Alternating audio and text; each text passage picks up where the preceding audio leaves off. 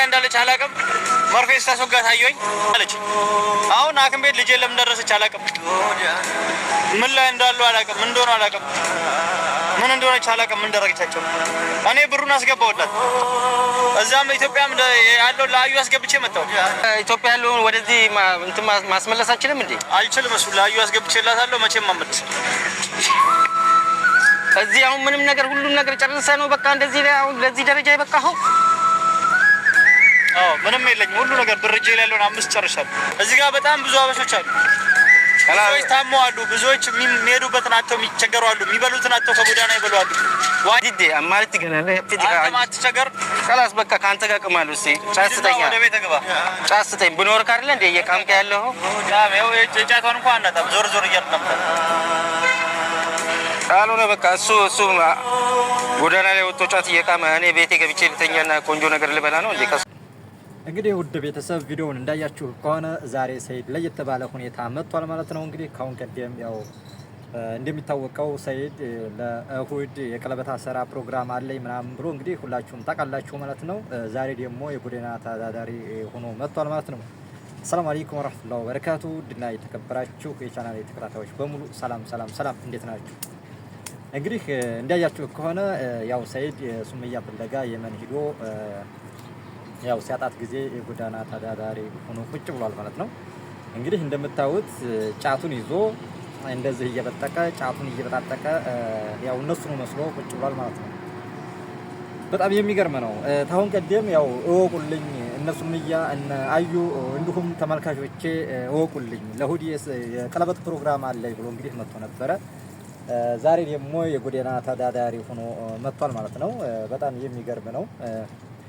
በነገራችን ላይ ያው ተመሳስሏል፣ እነሱን ተመሳስሏል ማለት ነው። ትንሽ ጫማውን አውጥቶ ምናምን ያው የጎዳና ተዳዳሪ መስሎ መጥቷል ማለት ነው። በነገራችን ላይ ትንሽ ነው የቀረው ማለት ነው። ቢያንስ የተቀደደ የጨርቅ ልብስ ምናምን ልብሱ ኖርማል ነው። በቃ ትንሽ ያ ነው ብቻ ያልተመሳሰለለት እንጂ ሌላው ተመሳስሏል ማለት ነው። በነገራችን ላይ ያው ሰይድ ከተናገረው ነገር አንድ ቁም ነገር ተናግሯል ማለት ነው። እሱ ምንድነው እኔ እንዴት ታያችሁኝ ማለት ያው የጓደኛው እዛ ያለኝን ከፍዬ ኢትዮጵያ አስገባሃለሁኝ እንጂ እዚህማ አንተ በቃ የጎዳና ተዳዳሪ ሆነህ መቀመጥ የለብህም ብሎ ሲነግረው እንዴት ታየው እኔ ብቻ ብዙ ኢትዮጵያዊ እዚህ የጎዳና ተዳዳሪ ሆኖ ተቀምጧል፣ እንዴት እኔ ብቻ ታየው? ስለዚህ እዚህ ላይ ችግር አለብን። ለምንድነው ቢያንስ አንድ ሰው እንግዲህ ስንት ሚሊዮን እንዲሆን እናውቃለን ማለት ሁላችንም ቢያንስ በኢኮኖሚ የተሻሉ ሰዎች እነዚህ የጎዳና ተዳዳሪዎችን ቢያንስ አንድ ሰው ይዘው ቢሄዱ ቢያነሱ ማለት ነው በጣም የት በደረስን የሚል ሀሳብ ተናግሯል። ያው እሱ ላይ ትልቅ ትምህርት ነው ማለት ነው። እንግዲህ እና አለን ስንት ሚሊዮን እንዲሆን ማለት ነው። ስንት ባለ ሀብት እያለ ብዙ የጎዳና ተዳዳሪ አስፋልት ላይ ጎዳና ላይ ወጥቶ ያው ጊዜውን በዛ ኑሮውን ይመራል ማለት ነው። ስለዚህ እዚህ ላይ ያው ተናግሯል ማለት ነው። እንደምታዩት ያው እነሱኑ መስሎ እንግዲህ የጎዳና ተዳዳሪ መስሎ እንግዲህ መስመር ላይ ወጥቶ ያው ሱመያ እያለ ነው።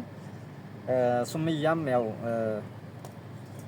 እሱ እዛ ተሄደ ያው አንድ ነገር ያደርገኛል ብላ እሷም ተደብቀዋለች ማለት ነው። ውድ ቤተሰብ እንግዲህ እስቲ እናንተ ደግሞ አስተያየታችሁን ትሰጣላችሁ ማለት ነው። እውነት ሰይድ እንደዛ ወርቆ ነው?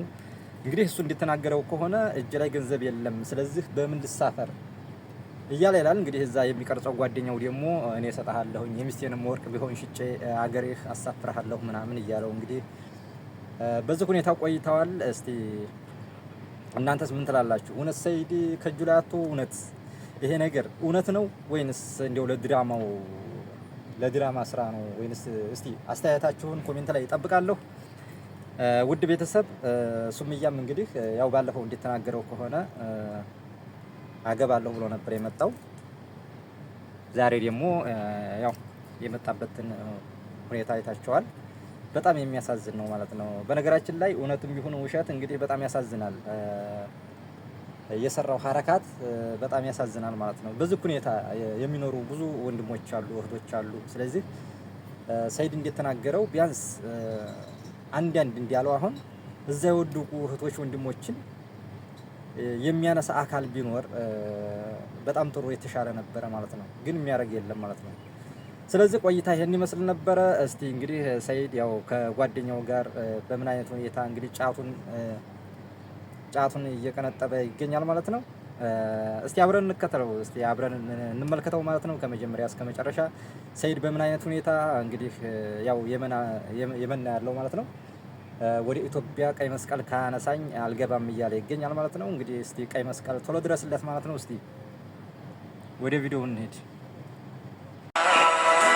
የልጆችሽን አባት አንድ ላይ ብትኖሩ ደስ ይለኛል። ሰውስ እንዳገባ ጫቱንም ተው ሰይድ፣ አንተ አሁን ለመጣል ጫቱንም ተው።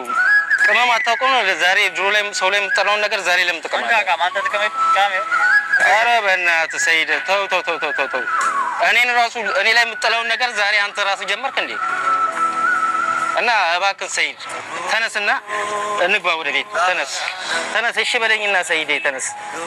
ደሞዜን እስከምቀበል ብቻ የትኬቱን ገንዘብ ማለት ነው እኔ 10 ቀን ነው 8 ቀን የቀረው እኔ እሰጥሃለሁ። ደሞዜን እንደው ለመግባት እኮ የትኬት ብር ብቻ አይደለም የሚያስፈልገውን ነገር እኔ የትም ገብቼ አሞላ አረግልሃለሁ። ተነስ ጓደኛ ይመታል፣ እዚህ ኩሩጅ ይመታል። ስንት ጣጣለሁ ሱመያ ይሄን ቪዲዮ እንዳያየሽ እንዴት ነው ከሰይድ ጋር ልጆችሽ አባት ጋር የምትገናኙበትን መንገድ አስቢበት። ሰይድ አሁን አስቀያሚ ህይወት ላይ ነው ያለው። እኔንም ልጠጋኝና ሀሳቡንም በሙሉ ለሙሉ ልገልጽልኝ ፍላጎት አልሆነው የለውም።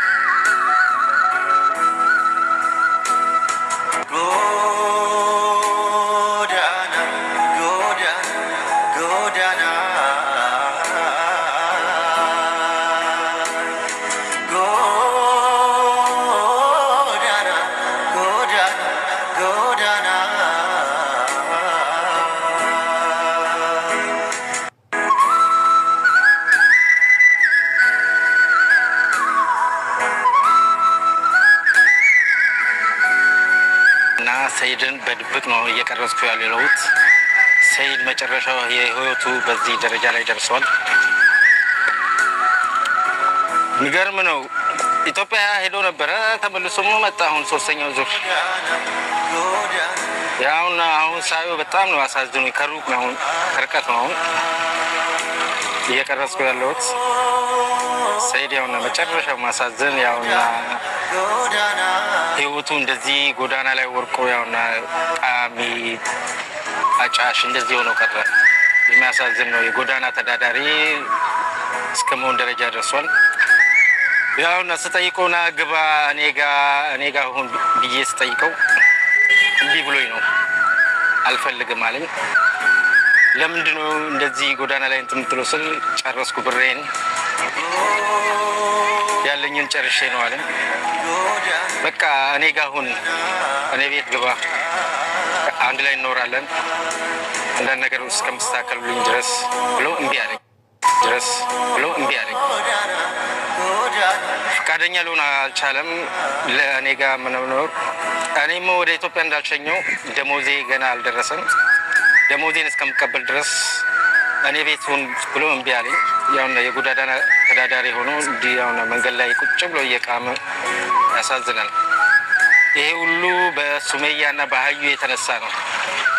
ሀዩ ይሄንን ቪዲዮ እንዳየሽ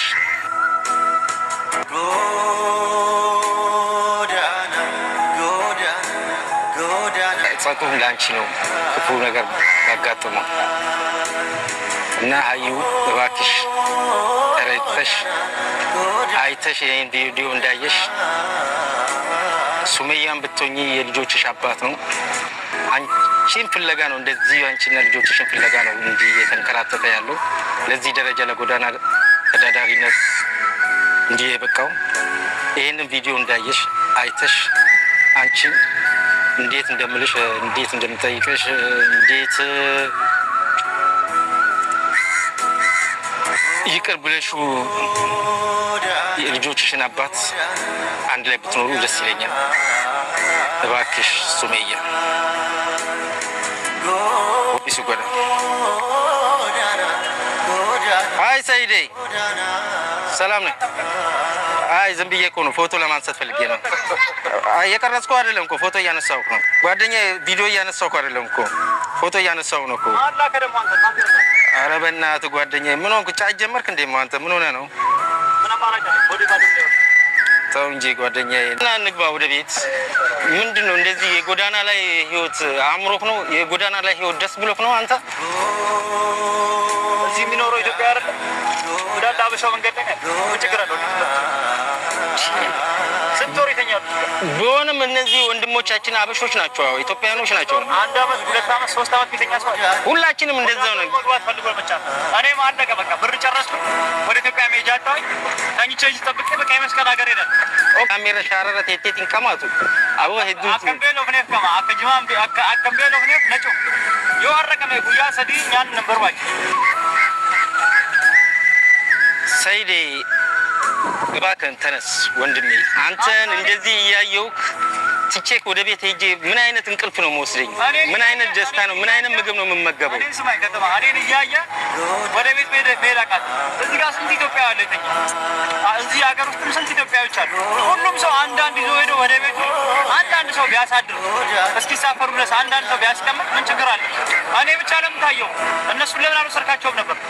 ስንት አበሻ አለ እዚህ ጋር ለምን አንዳንድ ወስደ አይደለም ወንዶቹን እንኳን ታጭሽ ሴቶቹን ብታስተኩ ሰይዴ አሉ እዚህ አይደለም ሰይዴ መስቀል እስኪጭናቸው ድረስ ጥበቃ ስንት ወር የሚተኙ አሉ። ሰይድ አመት በሚተኙ ሴቶች አሉ።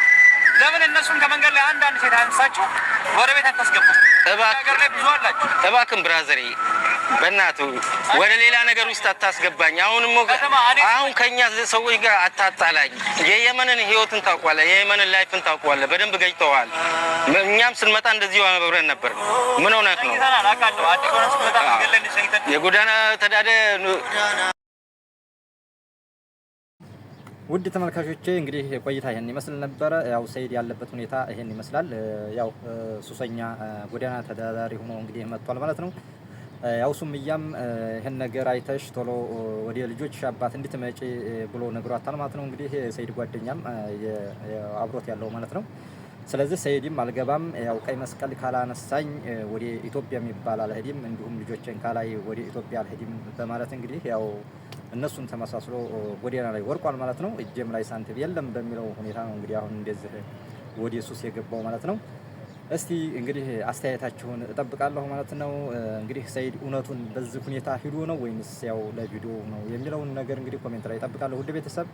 እንዲሁም ደግሞ ቪዲዮን እያያችሁ ላይክ ሼር እያደረጋችሁ አበረታቱኝ ማለት ነው። ለዛሬው ዝጋ ይበቃኛል። ሰላም አለይኩም ወራህመቱላሂ ወበረካቱ።